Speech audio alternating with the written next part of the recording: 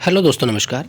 दोस्तों, सीटेट जनवरी 2024 में होने वाला है और लेवल 1 और लेवल 2 दोनों के लिए होगा। ठीक है, तो लेवल 1 से ईवीएस की तैयारी करने वाले विद्यार्थियों के लिए ये टेस्ट सीरीज आज से हमने लॉन्च की है। तो इस टेस्ट सीरीज में 30 प्रश्न हैं। डेली हम 30 प्रश्न आपको सोल्व करवाएंगे और परीक्षा तक लगभग हम 30 से 35 टेस्ट आपको करवा देंगे, जिनसे बाहर आपको एक भी प्रश्न नहीं मिलेगा। पूरे प्रश्न इन्हीं से मिल जाएंगे आपको सीटेट में। ठीक है, तो आइए, पहला प्रश्न है, भारतीय संविधान में विधि का शासन विचार कहाँ से लिया गया है। तो दोस्तों, विधि के शासन की बात करें दोस्तों, तो विधि का शासन इंग्लैंड से लिया गया है दोस्तों। ठीक है, और इंग्लैंड को हम ब्रिटेन भी बोलते हैं दोस्तों। तो ऑप्शन में ब्रिटेन मिल जाता है तो भी आपको कन्फ्यूज होने की ज़रूरत नहीं है। तो थ्योरी देख लीजिए, भारतीय संविधान में विधि का शासन यानी कि रूल ऑफ लॉ। ठीक है, रूल ऑफ लॉ। ठीक है, तो रूल ऑफ लॉ कहाँ से लिया गया है? इंग्लैंड से लिया गया है। ठीक है, नेक्स्ट प्रश्न देखिए आप, किस गैस के वर्षा में घुलने से वर्षा का पानी अम्लीय हो जाता है। तो दोस्तों, अम्लीय होना, ठीक है, वो अम्लीय किससे हो जाता है? तो दोस्तों, सल्फर डाइऑक्साइड। ठीक है, सल्फर डाइऑक्साइड। ठीक है, जिसको हम SO2 बोलते हैं। क्या बोलते हैं? SO2। ठीक है, तो SO2 गैस के वर्षा जल में मिलने से वो पानी क्या हो जाता है दोस्तों? अम्लीय हो जाता है। थ्योरी देख लीजिए आप, सल्फर डाइऑक्साइड जिसको हम SO2 बोलते हैं, गैस के पानी में घुलने से वर्षा का पानी अम्लीय हो जाता है और ऐसी वर्षा अम्लीय वर्षा कहलाती है। ठीक है, ये क्या कहलाती है? अम्लीय वर्षा कहलाती है। अम्ल वर्षा जलीय एवं स्थलीय दोनों प्रकार के जीवों को प्रभावित करती है। यह इमारतों तथा स्मारकों को भी हानि पहुंचाती है। इसके अलावा परितंत्र, मृदा, कृषि पाइपलाइन के क्षरण, भूमिगत जल स्रोतों पर भी इसका प्रभाव पड़ता है। ठीक है, यानी कि प्रभाव डालती है। मथुरा तेल शोधक कारखाने से निकलने वाली SO2, ठीक है, SO2 गैस ही आगरा के ताजमहल की तबाही का कारण बनी हुई है। ठीक है दोस्तों, तो ये टॉप मोस्ट विवरण है जिसको मैंने आपको पढ़ के बता दिया है। ठीक है दोस्तों, नेक्स्ट प्रश्न देखिए आप, 74वें संविधान संशोधन का संबंध है। तो दोस्तों, 74वां संविधान संशोधन किससे संबंधित है? तो दोस्तों देखो, ग्रामीण स्थानीय स्वशासन की बात करें तो दोस्तों ये 73वां है दोस्तों। कौन सा? 73वां। ठीक है, शहरी स्थानीय स्वशासन, तो ये कौन सा हो जाएगा दोस्तों? 74वां हो जाएगा। ठीक है, और राष्ट्रपति की शक्तियों से संबंधित और संसद की शक्तियाँ, तो ये अलग है दोस्तों। ठीक है, तो यानी कि इसमें हो जाएगा हमारा 74वां संविधान संशोधन किससे संबंधित है? तो 74वां संविधान संशोधन शहरी स्थानीय स्वशासन से संबंधित है।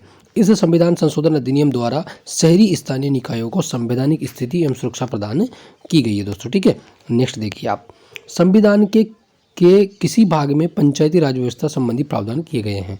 तो संविधान का वो कौन सा भाग है जिसमें पंचायती राज संबंधी व्यवस्था का उल्लेख किया गया है? तो दोस्तों वो है भाग 9। ठीक है दोस्तों, भाग 9। ठीक है, नवा जो भाग है वो पंचायती राज व्यवस्था से संबंधित है। थ्योरी देख लीजिए आप, संविधान के भाग 9 अनुच्छेद 243, ठीक है, 243, अनुच्छेद 243 तथा अनुसूची सेकंड, ठीक है, अनुसूची सेकंड में पंचायती राज व्यवस्था संबंधी प्रावधान दिए गए हैं। ठीक है, नेक्स्ट देखिए आप, लोकसभा और राज्यसभा की संयुक्त बैठक किसके द्वारा आहूत की जाती है? तो दोस्तों हम बात करें तो लोकसभा और राज्यसभा, ठीक है दोस्तों, LS और RS, ठीक है, इन दोनों की जो संयुक्त बैठक है वो किसके द्वारा आहूत की जाती है? मतलब आहूत का मतलब होता है बुलाई जाती है। किसके द्वारा बुलाई जाती है? तो दोस्तों ये राष्ट्रपति के द्वारा बुलाई जाती है। ठीक है दोस्तों, और संयुक्त बैठक की अध्यक्षता कौन करता है दोस्तों? संयुक्त बैठक की अध्यक्षता लोकसभा अध्यक्ष ही करता है दोस्तों। ठीक है, तो देख लीजिए आप, थ्योरी देख लीजिए, राष्ट्रपति भारत का प्रथम नागरिक होता है। राष्ट्रपति प्रधानमंत्री की नियुक्ति करता है। राष्ट्रपति किसकी नियुक्ति करता है? प्रधानमंत्री की नियुक्ति करता है तथा प्रधानमंत्री के परामर्श से वह अन्य मंत्रियों की नियुक्ति करता है। लोकसभा और राज्यसभा की संयुक्त बैठक राष्ट्रपति के द्वारा आहूत की जाती है और राष्ट्रपति लोकसभा को भंग कर सकता है तथा संसद की संयुक्त बैठक बुला सकता है। संसद की संयुक्त बैठक बुला सकता है और संयुक्त बैठक की अध्यक्षता करेगा लोकसभा अध्यक्ष। ठीक है दोस्तों, आगे देखिए आप, इनमें से कौन वर्तमान राष्ट्रीय महिला आयोग की अध्यक्षा है? ठीक है दोस्तों, तो गिरिजा व्यास, रेखा शर्मा, मालिनी भट्टाचार्य, यास्मीन अबरार। तो दोस्तों बात करें हम दोस्तों, तो वर्तमान में रेखा शर्मा राष्ट्रीय महिला आयोग की अध्यक्ष है और रेखा शर्मा हरियाणा की रहने वाली है। और दोस्तों राष्ट्रीय महिला आयोग की बात करें दोस्तों तो इसका मुख्यालय कहाँ पर है? ये दिल्ली में है। और राष्ट्रीय महिला आयोग की बात करें तो 1992 में इसकी स्थापना हुई है दोस्तों। ठीक है, आगे देखिए आप, लोकसभा के चुनाव हेतु अधिसूचना कौन जारी करता है? तो दोस्तों लोकसभा के जब चुनाव आ जाते हैं उनकी अधिसूचना कौन जारी करता है दोस्तों? तो ये भारत निर्वाचन आयोग करता है दोस्तों, ठीक है। और लोकसभा की नहीं दोस्तों, राज्यसभा, ठीक है, राज्यसभा के सॉरी विधानसभा, ठीक है, विधानसभा जो राज्य में होती है, विधानसभा के चुनाव को भी घोषणा कौन करता है दोस्तों? भारत निर्वाचन आयोग करता है दोस्तों, ठीक है। लोकसभा के चुनाव हेतु अधिसूचना भारत का निर्वाचन आयोग जारी करता है। भारत निर्वाचन आयोग की बात करें दोस्तों तो इसकी स्थापना 25 जनवरी 1950 को हुई थी। यह एक स्थायी संवैधानिक निकाय है। इसका मुख्य कार्य मतदाता सूचियों को तैयार करवाना, राजनीतिक दलों को आरक्षित चुनाव चिन्ह प्रदान करना, चुनाव करवाना और राजनीतिक दलों के लिए आचार संहिता तैयार करना, ये सब कार्य किसके हैं दोस्तों? चुनाव आयोग के, ठीक है, यानी कि भारत निर्वाचन आयोग के, ठीक है। आगे देखिए आप, लोकसभा की कार्रवाई के प्रथम घंटे को कहा जाता है। तो दोस्तों लोकसभा की जो कार्रवाई होती है उसके प्रथम घंटे को क्या कहा जाता है? तो उसके प्रथम घंटे को दोस्तों प्रश्नकाल कहा जाता है दोस्तों, ठीक है। क्या कहा जाता है? प्रश्नकाल, ठीक है दोस्तों। तो लोकसभा की कार्रवाई के प्रथम घंटे को प्रश्नकाल कहा जाता है। संसद का पहला घंटा प्रश्नकाल के लिए होता है। इस दौरान सदस्य प्रश्न पूछते हैं और सामान्य मंत्री उत्तर देते हैं। प्रश्न 3 तरह के होते हैं, प्रश्न तारांकित, अतारांकित और अल्प सूचना वाले, ठीक है। तो 3 तरह के प्रश्न होते हैं दोस्तों, ठीक है। आगे देखिए आप, जल संग्रहण क्या है? वर्षा जल संग्रहण क्या है? प्रयुक्त जल का संग्रहण और भंडारण, वर्षा जल का जमाव और भंडारण, पानी का वितरण, उपयुक्त में से कोई नहीं।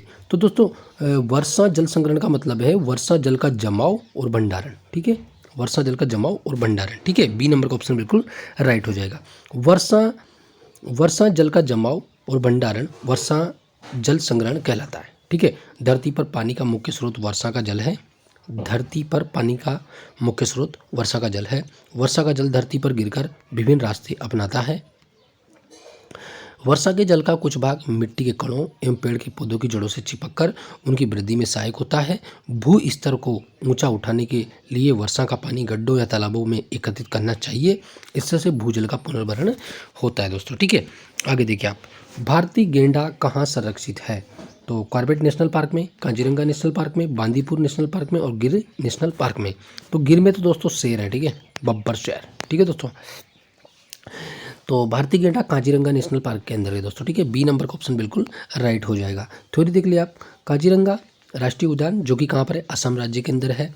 यह उद्यान एक सींग वाले गेंडे के लिए प्रसिद्ध है क्योंकि यह उद्यान एक सींग वाले गेंडे को संरक्षित करता है दोस्तों, ठीक है। तो बी आंसर राइट हो जाएगा इसमें, ठीक है। आगे देखिए आप, निम्नलिखित में से कौन सा क्रम पारिस्थितिक तंत्र में ऊर्जा प्रवाह के संबंध में सही है? तो दोस्तों पारिस्थितिक तंत्र में ऊर्जा के प्रवाह से संबंधित सही है। तो दोस्तों देखो, उत्पादक, अपघटक, उपभोक्ता। तो अपघटक तो बाद में होगा दोस्तों, तो ये गलत हो गया, ठीक है।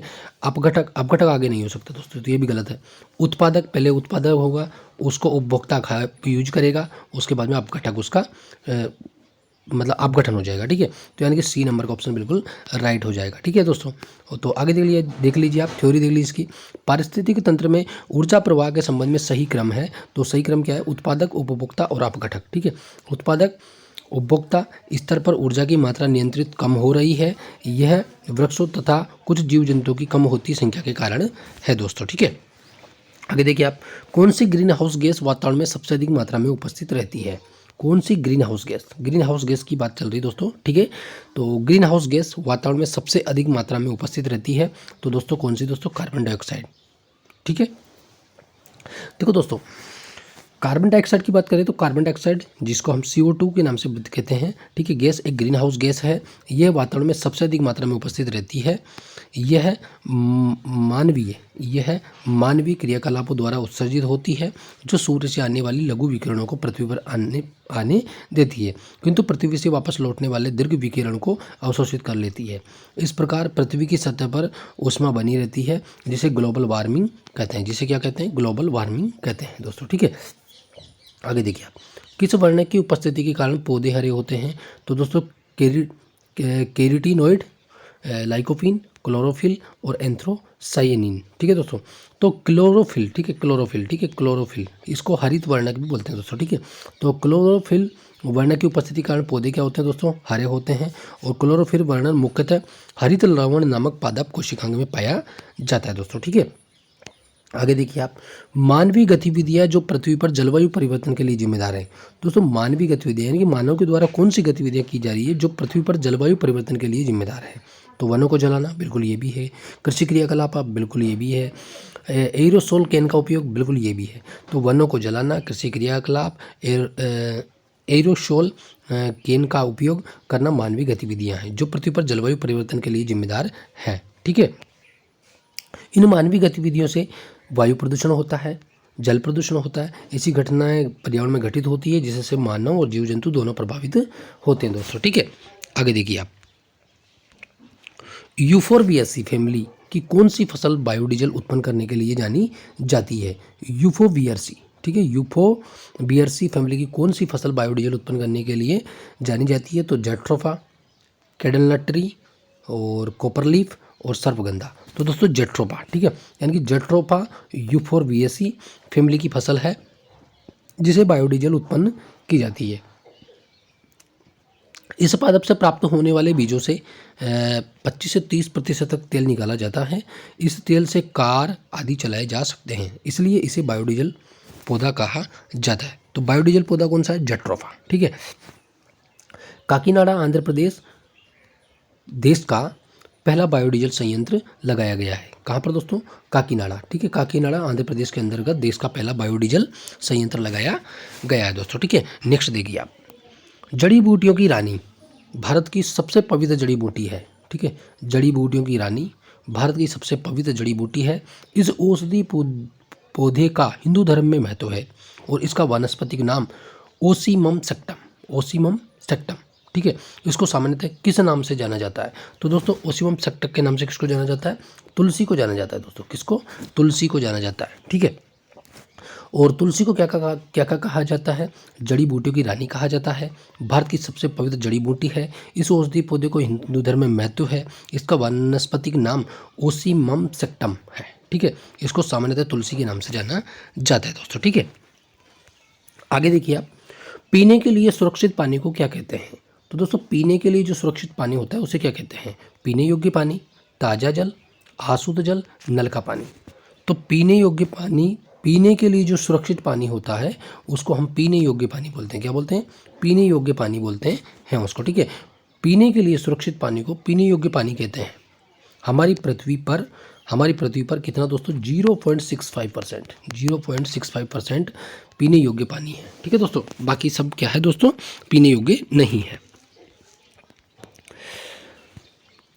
वर्ष 1984 की भोपाल गैस त्रासदी निम्न में से किस गैस के रिसाव के कारण हुई थी। ठीक है, तो दोस्तों methyl isocyanide, nitrous oxide, carbon monoxide और मैथेन। तो दोस्तों जो भोपाल गैस त्रासदी हुई थी 1984 में, वो मिथाइल आइसोसाइनाइड, कौन सी गैस दोस्तों, मिथाइल आइसोसाइनाइड के कारण हुई थी दोस्तों। ठीक है, इसमें देख लीजिए आप थ्योरी में, वर्ष 1984 की भोपाल गैस त्रासदी मिथाइल आइसोसाइनाइड। ठीक है, जिसका फॉर्मूला क्या है दोस्तों, CH3NCO, मिथाइल आइसोसाइनाइड। ठीक है, रिसाव की मिथाइल आइसोसाइनाइड गैस के रिसाव के कारण हुई थी। यह हानिकारक गैस है जिसका उपयोग कार्बाइड कारखानों में कीटनाशक रसायन के रूप के निर्माण में किया जाता है दोस्तों। ठीक है, आगे देखिए आप, विश्व पर्यावरण दिवस कब मनाया जाता है। तो विश्व पर्यावरण दिवस की बात करें दोस्तों तो ये 5 जून को मनाया जाता है दोस्तों। ठीक है, ज़्यादा समय नहीं गवाएंगे, जिसमें आंसर सीधा पता लग रहा है उसमें हम सीधा आंसर लगाएंगे। ठीक है, 5 जून को, और विश्व पर्यावरण दिवस 5 जून को मनाया जाता है। 2018 में विश्व पर्यावरण दिवस केंद्रीय विषय यह था, प्लास्टिक को समाप्त करो। ठीक है, मतलब 2018 का जो थीम विषय था पर्यावरण दिवस का, केंद्रीय विषय यानी कि थीम था वो प्लास्टिक प्रदूषण को समाप्त करो था दोस्तों, यानी कि बीट प्लास्टिक पॉल्यूशन। ठीक है, बीट प्लास्टिक पॉल्यूशन। वर्ष 2018 में विश्व पर्यावरण दिवस का मेजबान देश भारत था। ठीक है, विश्व पर्यावरण दिवस यानी कि 2018 का भारत में हुआ था दोस्तों। ठीक है, अब कमेंट में आप मुझे ये बताइए कि 2023 का जो विश्व पर्यावरण दिवस हुआ था वो किस देश में हुआ है। ठीक है दोस्तों, सर्वप्रथम की बात करें दोस्तों तो 5 जून 1974 को पहली बार विश्व पर्यावरण दिवस मनाया गया दोस्तों। ठीक है, आगे देखिए, SS स्वामीनाथन एक हैं, तो ये पत्रकार हैं क्या, पारिस्थितिकी वैज्ञानिक थे क्या, कृषि वैज्ञानिक थे क्या, पशु वैज्ञानिक थे क्या। तो S स्वामीनाथन की बात करें दोस्तों तो ये एक कृषि वैज्ञानिक थे। क्या थे ये, एक कृषि वैज्ञानिक थे। और एस स्वामीनाथन एक कृषि वैज्ञानिक थे। इन्हें भारत में हरित क्रांति का जनक कहा जाता है। और विश्व स्तर की बात करें दोस्तों तो नॉर्मन बोरलॉग, ठीक है, नॉर्मन बोरलॉग, ठीक है, बोरलॉग को क्या कहा जाता है, विश्व हरित क्रांति का जनक कहा जाता है। इन्होंने 1966 में मेक्सिको के बीजों को पंजाब की घरेलू किस्मों के साथ मिश्रित कर उच्च उत्पादकता वाले गेहूं के संकर बीज विकसित किए। इनको विज्ञान एवं अभियांत्रिकी क्षेत्र में, इन्हें विज्ञान और अभियांत्रिकी क्षेत्र में 1989 में सरकार द्वारा पद्म भूषण से सम्मानित किया गया। किससे दोस्तों? पद्म भूषण से सम्मानित किया गया, ठीक है। आगे देखिए आप, नेक्स्ट प्रश्न है wild life institute of India, wild life institute of India यानी कि WIII, ठीक है, WII कहाँ स्थित है? तो wild life institute of India की बात करें दोस्तों तो ये देहरादून में है। कहाँ पर है दोस्तों? देहरादून के अंदर है दोस्तों, ठीक है, जिसको हम भारतीय वन्यजीव संस्थान के नाम से भी जानते हैं दोस्तों, ठीक है। आगे देखिए आप, प्रकाश संश्लेषण के दौरान हरे पौधे निम्न में से किसे सोख लेते हैं? तो दोस्तों हीलियम को, नाइट्रोजन को, ऑक्सीजन को, कार्बन डाइऑक्साइड को। तो दोस्तों ये कार्बन डाइऑक्साइड को सोख लेते हैं। किसको? कार्बन डाइऑक्साइड को, ठीक है। प्रकाश संश्लेषण के दौरान हरे पौधे कार्बन डाइऑक्साइड को सोख लेते हैं और ऑक्सीजन को छोड़ते हैं जिसे मनुष्य लेता है दोस्तों, ठीक है। तो प्रकाश संश्लेषण के दौरान हरे पौधे कार्बन डाइऑक्साइड यानी कि CO2 सोख लेते हैं तथा ऑक्सीजन गैस मुक्त करते हैं जिससे पर्यावरण शुद्ध रहता है दोस्तों, ठीक है। अपशिष्ट उत्पादों को खाने वाले जीवों को कहा जाता है दोस्तों। जो अपशिष्ट उत्पादों को जो खाते हैं उन्हें जीवों को क्या कहा जाता है? तो उनको मृतक पक्षी कहा जाता है क्या, शाक पक्षी कहा जाता है क्या, मांस पक्षी कहा जाता है क्या, रसायन पक्षी कहा जाता है क्या? तो दोस्तों हम बात करें तो अवशिष्ट उत्पादों को जो खाने वाले जो जीव होते हैं वो दोस्तों मृतक भक्षी कहलाते हैं। क्या कहलाते हैं? मृतक भक्षी कहलाते हैं, ठीक है। यानी कि अपशिष्ट पदार्थों को खाने वाले जीवों को मृतक भक्षी कहते हैं। ये जीव विषम पोषी प्रकृति के होते हैं। कैसे होते हैं ये? विषम पोषी प्रकृति के होते हैं, ठीक है। तप्त भौमजल से किस प्रकार की ऊर्जा प्राप्त होती है? तप्त भौमजल से किस प्रकार की? जल विद्युत ऊर्जा, सौर ऊर्जा, भूतापीय ऊर्जा, नाभिकीय ऊर्जा। तो दोस्तों तप्त भौमजल से भूतापीय ऊर्जा प्राप्त होती है। ये ऊर्जा अपारंपरिक नवीनीकृत प्रकार का संसाधन है। इस ऊर्जा से पर्यावरण प्रदूषण नहीं होता है, अतः इसका उपयोग खाना बनाने, बिजली बनाने आदि में किया जाता है। भारत में मणिकर्ण हिमाचल प्रदेश, पूगा घाटी लद्दाख, रातापानी झारखंड और खम्बन तेलंगाना में भूतापीय ऊर्जा का उत्पादन होता है दोस्तों, ठीक है। आगे देखिए आप, अच्छा ये प्रश्न ही नहीं है, प्रश्न क्या हो सकता है? देखिए, पश्चिमी घाट, पूर्वी घाट, हिमालय, विंध्याचल। देखो प्रश्न नहीं है इसमें, ठीक है, कोई बात नहीं, थ्योरी देख लेते हैं इसकी। तो पश्चिमी घाट इसमें आंसर है। 16 घास स्थल पश्चिम घाट में पाए जाते हैं। तो प्रश्न क्या हो जाएगा? 16 घास स्थल कहाँ पाए जाते हैं? तो दोस्तों 16 जो घास स्थल है वो पश्चिमी घाट में पाए जाते हैं। 16 घास स्थल वनों को उष्णकटिबंधीय मोटेन जंगलों के रूप में जाना जाता है। इस तरह के घास के मैदान ऊंचाई वाले क्षेत्रों में पाए जाते हैं दोस्तों, ठीक है। आगे देखिए आप, रेड डाटा बुक किससे संबंधित है? तो दोस्तों रेड डाटा बुक की बात करें दोस्तों तो ये विलुप्ति के करीब जीव से, ठीक है, विलुप्ति के करीब जीव से, ठीक है। तो रेड डाटा बुक तो विलुप्ति के करीब जीव जंतु से संबंधित है। रेड डाटा बुक में विश्व के सभी संकटापन्न जीव जंतुओं का रिकॉर्ड रखा जाता है। पौधों, जंतुओं और अन्य जीवों के लिए अलग रेड डाटा बुक है। रेड डाटा बुक IUCN, जिसको हम बोलते हैं international union for conservation nature, द्वारा जारी किया जाता है और यह 1963 में पहली बार जारी की गई थी दोस्तों, ठीक है। आगे देखिए आप, इनमें से कौन सा प्रथम मुख्य न्यायाधीश था? तो दोस्तों प्रथम मुख्य न्यायाधीश की बात करें दोस्तों तो हेरालाल जेकानिया भारत के प्रथम मुख्य न्यायाधीश थे। और वर्तमान, ये गलत है, वर्तमान की बात करें दोस्तों तो वर्तमान कौन है दोस्तों? DY चंद्रचूड़, DY चंद्रचूड़, ठीक है, भारत के मुख्य न्यायाधीश है, ठीक है दोस्तों। ओजोन परत का अधिकतम ह्रास निम्न में से किस पर हुआ है? तो दोस्तों ओजोन परत का अधिकतम जो ह्रास उत्तरी ध्रुव पर, दक्षिणी ध्रुव पर, भूमध्य रेखा पर, उपयुक्त में से कोई नहीं। तो दोस्तों ओजोन परत का जो सर्वाधिक ह्रास हुआ है वो दक्षिणी ध्रुव पर हुआ है। कहाँ पर? दक्षिणी ध्रुव पर हुआ है। ओजोन परत का अधिकतम ह्रास दक्षिणी ध्रुव पर हुआ है। सर्वप्रथम ब्रिटिश दल ने 1985 में टोटल ओजोन मैपिंग स्पेक्ट्रोमीटर की मदद से अंटार्कटिका दक्षिणी ध्रुव के ऊपर ओजोन छिद्र का पता लगाया था। ओजोन छिद्र के होने से सूर्य से आने वाली हानिकारक पराबैंगनी किरणें धरातल तक पहुंचकर त्वचा पर हानिकारक प्रभाव डालते हैं, जिससे त्वचा कैंसर हो जाता है दोस्तों। ठीक है, आगे देखिए आप, मिनीमाता रोग ऐसी मछली खाने से होता है जिसमें अधिक मात्रा में पाया जाता है। तो दोस्तों उसमें क्या पाया जाता है, पारा पाया जाता है। ठीक है, पारा। ठीक है, और पारा का फॉर्मूला Hg। ठीक है, तो मिनीमाता रोग ऐसी मछलियां खाने से होता है जिसमें अधिक मात्रा में पारा पाया जाता है। इन मछलियों को खाने से लगभग 3000 लोग प्रभावित हुए हैं, जिसमें हाथ पैर मुंह सुन्न होना और संवेदन में गड़बड़ी, हाथ पैर की गति में समन्वय का अभाव व फालिज जैसे लक्षण दिखाई दिए। बहुत से लोगों की इस बीमारी से मृत्यु हो गई।